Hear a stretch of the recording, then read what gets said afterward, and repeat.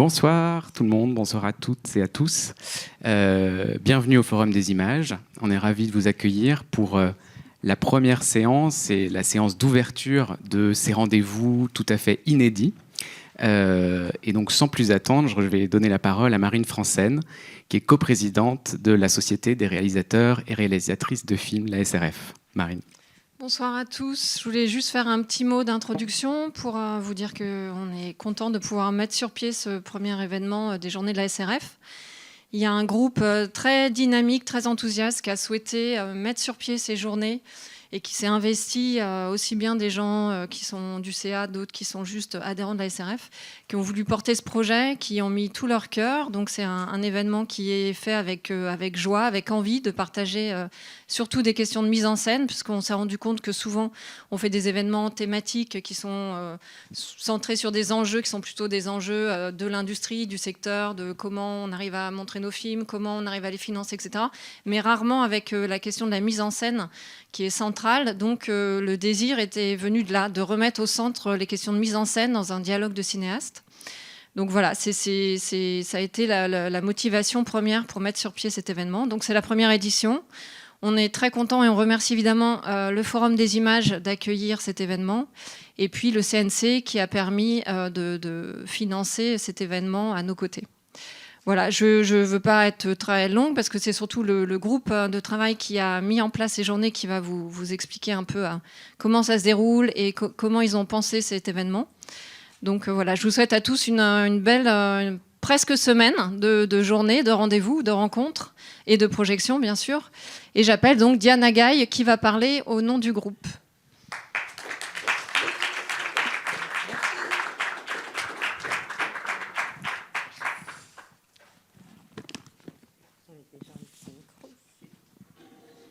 Je vais les appeler. Alors, je vais mettre mes petites lunettes. Bonsoir à toutes et à tous. On est ravis de vous accueillir effectivement pour l'ouverture de cette première édition des rendez-vous de la Société des réalisatrices et des réalisateurs de films, qui va donc se tenir ces jours-ci dans le cadre de la reprise de la quinzaine au Forum des Images. Je m'adresse à vous au nom d'un groupe de travail, comme vient de vous le dire Marine, au sein de la SRF, qui a œuvré à la programmation et à l'organisation de ces rendez-vous et qui est composé de cinéastes que je vais appeler à me rejoindre. Antoine Barraud, voilà. Caroline de Ruas-Péano, Jean-Raymond Garcia, Axel Vinassac et Léonore Weber. Ce groupe est également donc constitué de Raphaël Laforgue, ici présent à ma droite, qui est écrivain et qui est l'ancien délégué général adjoint de la SRF. Ce projet de journée rencontre de la SRF a été initié il y a quelques années par une autre cinéaste qui s'appelle Axel Robert, avec conviction, énergie et enthousiasme. Nous avons travaillé à prolonger l'esprit qui entourait cette proposition, avec cette idée qui ne nous a jamais quittés, remettre au centre la notion de mise en scène. La célébrer tel un acte politique. Qu'est-ce que mettre en scène en 2025 ? Une interrogation que nous avons cherché à articuler dans les différentes séances du programme, tant il nous semble primordial de repenser, de confronter nos pratiques, notre exigence d'indépendance et de liberté à des questions aussi bien éthiques, politiques, économiques qu'écologiques. Nous vous convions d'ailleurs sous cette dernière à l'enregistrement d'un nouveau podcast, Mettre en scène un film éco-responsable, ce samedi à 16h30, animé par Antoine Barraud, ici présent.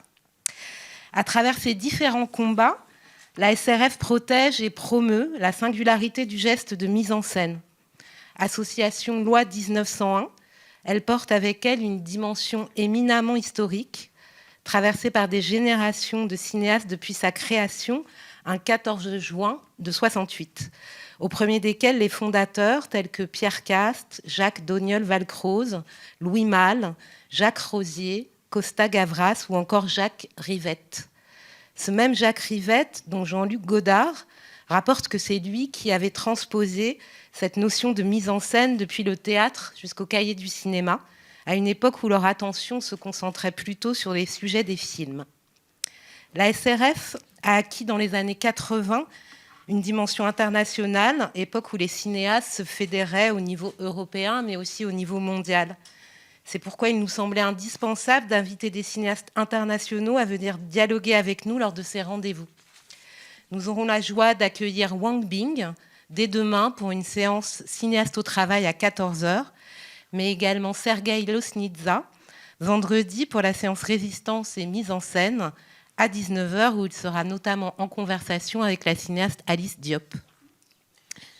Nous tenons à remercier très chaleureusement tous les invités d'avoir généreusement accepté notre sollicitation, les cinéastes qui animeront ces rencontres, ou encore ceux qui nous ouvriront leurs archives, comme c'est le cas pour Bertrand Bonello, demain à 19h, ou encore Sébastien Lodenbach, samedi à 14h, lors des séances cinéastes au travail qui leur sont consacrées. Nous adressons également nos remerciements au Centre national du cinéma pour leur précieux soutien à cet événement. Il y a comme une évidence à ce que ces rencontres soient présentées dans le cadre de la reprise de la quinzaine des cinéastes, sélection cannoise qui, rappelons-le, a été créée en 1969 justement par la SRF, telle la rencontre de plusieurs histoires collectives à la racine commune, la cinéaste.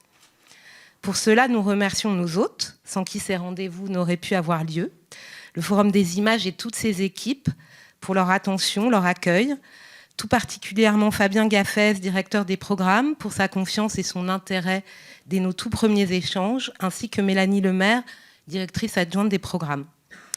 Enfin, nos remerciements à Louane Poineau, ancienne chargée de mission et des relations aux adhérents de la SRF, qui nous a rejoints pour la dernière ligne droite d'organisation de ces journées. Pour cette soirée d'ouverture, nous avons choisi d'ouvrir donc ces rendez-vous de la SRF par une projection.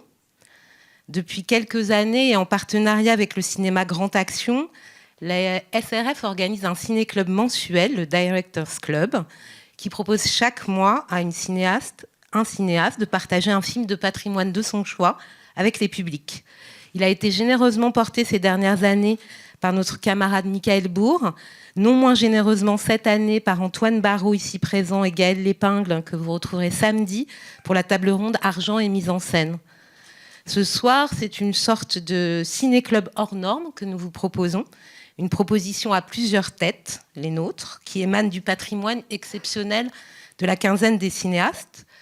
Notre choix s'est porté sur le très beau Strangers in Paradise de Jim Jarmusch, cinéaste indépendant américain dont il n'est pas tout à fait nécessaire de faire la présentation, et qui avait par ailleurs reçu le Carrosse d'or de la SRF à l'ouverture de la quinzaine 2008. Notre choix s'est porté vers un premier geste de cinéma, presque un premier geste, parce qu'en fait, il s'agit du second long-métrage de Jim Jarmusch. Le premier était Permanent Vacation, qui était son film de fin d'études, en fait. Un geste de mise en scène fort et absolument singulier, qui résiste merveilleusement à travers le temps. Je vais me permettre de vous lire ces quelques mots de Jarmusch au sujet de son film. Alors que j'étais en train de tourner Strangers in Paradise, une personne étrangère à la production me demanda quel type de film nous étions en train de faire.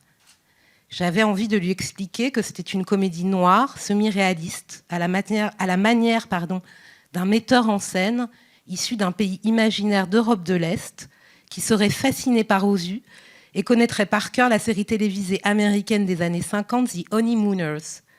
Au lieu de cela, j'ai grommelé quelques mots sur le fait que c'était une histoire d'une grande simplicité, sur des immigrants hongrois et leur perception des États-Unis. Aucune de ces définitions n'est juste. Strangers in Paradise est une histoire racontée par fragments, une histoire qui parle de l'Amérique, vue à travers le regard d'étrangers. C'est un film sur l'exil, exil de son pays, exil de soi-même, et sur des rapports manqués, mais manqués de peu. Jim Jarmusch. Le film avait été récompensé de la Caméra d'Or au Festival de Cannes en 1984. Lorsque la quinzaine des cinéastes fut créée en 1969, son premier nom, poétique et éminemment politique dans le contexte troublé de l'époque, était Cinéma en liberté. Le film que vous allez découvrir ou redécouvrir en est la parfaite démonstration.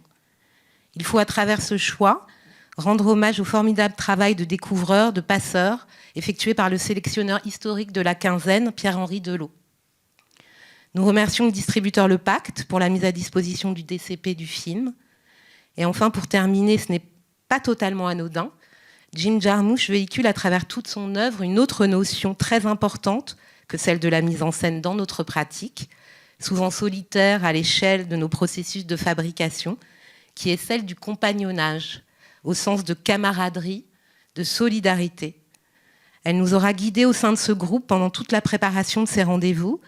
Elle s'inscrit au cœur d'une association, d'un collectif, que des cinéastes en leur temps ont voulu nommer Société. Nous espérons vivement que vous aurez autant de curiosité, d'intérêt et de plaisir à vivre ces rencontres que nous avons eu à les réfléchir. N'hésitez pas à en parler autour de vous. Comme toute édition pilote, elle mérite un bouche à oreille. Place à la remise du prix de la mise en scène et bonne projection.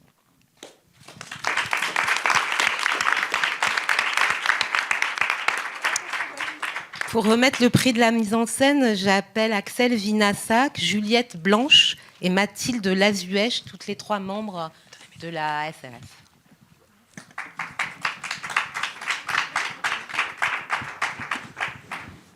Donc le prix de la mise en scène de la SRF célèbre l'audace et la singularité de la mise en scène d'un court-métrage. Il encourage un geste artistique, une façon de jouer avec les codes du cinéma et de les renouveler. Les cinéastes de la SRF ont choisi de récompenser un film à la liberté formelle joyeuse, profondément politique, qui embrasse tous les registres, que ce soit documentaire, micro-trottoir, comédie musicale ou manifeste. Un film-geste qui interroge nos mythologies, nos monuments et les corps qu'ils figent. Variation poétique et malicieuse, le film cherche plus qu'il ne démontre. Ce film questionne notre rapport à l'histoire, à l'art, à l'engagement, au poids du passé et nous tend un miroir. Que faisons-nous, nous, de notre immobilisme ? Et il y a là un souffle rare. La caméra interroge sa propre place, son propre pouvoir et redonne à l'acte de filmer, comme à celui de vivre, un élan, une énergie, une joie combative. Pour cette mise en scène libre, vive, inventive, qui nous pousse à penser autant qu'à ressentir, érigeant le cinéma en espace de recherche, de lutte et de plaisir partagé, nous sommes donc heureuses et heureux de décerner le prix de la mise en scène de la SRF 2025 à Ce qu'on demande à une statue, c'est qu'elle ne bouge pas, de Daphné Eretakis, produit par Bocalupo Film, Allons Enfants Film et Quartet Film. Et donc, nous appelons pour recevoir ce prix Armel Ostiou, producteur à Bocalupo Film.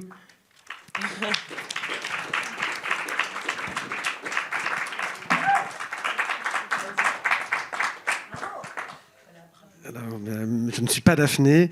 Elle aurait beaucoup aimé être là ce soir, mais elle est sur une île en Grèce, en compagnie d'Yasmina Siercic, avec qui elle travaille au sein de Bocalupo Film, parce qu'elle prépare justement le prochain long-métrage de Daphné. Mais comme elle ne pouvait pas être là, elle a fait une petite vidéo, je crois, qu'elle nous a fait parvenir et elle voulait qu'on regarde ce soir. Donc, je vous laisse en compagnie de Daphné et Yasmina, et puis merci beaucoup pour le prix. Merci.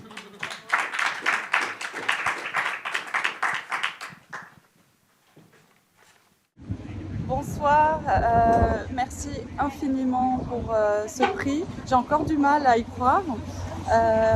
Ça me touche énormément parce que ça vient d'autres réalisateurs et réalisatrices qui ont reconnu à ce film des qualités de mise en scène, ce qui est vraiment surprenant pour moi parce que c'est un film qui a une forme assez particulière et assez expérimentale.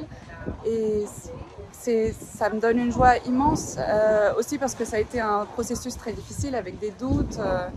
Et je me demandais, est-ce que ça va vraiment faire un film? Est-ce que toutes ces idées forment quelque chose? Et finalement, peut-être que oui. Donc c'est magnifique et merci infiniment. Et on est très triste de ne pas pouvoir être avec vous ce soir, mais on est en Grèce et on prépare un nouveau projet avec Daphné qu'on va présenter dans quelques instants dans un pitch, donc ça nous aussi donne le courage pour la suite. Merci beaucoup. Et bonne projection de Stranger Than Paradise. Formidable. Au revoir. Au revoir. Voilà, on voulait juste aussi remercier les partenaires du prix. Oui, merci beaucoup aux partenaires de cette première édition qui nous accompagnent. Aurélien Planchet, qui est ici ce soir, qui a un laboratoire de post-production audiovisuelle, et aussi le magazine Positif, qui nous fait le plaisir d'offrir à Daphné un abonnement. Et puis après, on laissera Aurélien voir avec Daphné directement aussi ce qui se passera pour la suite. Merci beaucoup. On vous souhaite une bonne projection. On va d'abord regarder le film de Daphné, puis le film de Jarmusch. Voilà. Bonne projection, merci.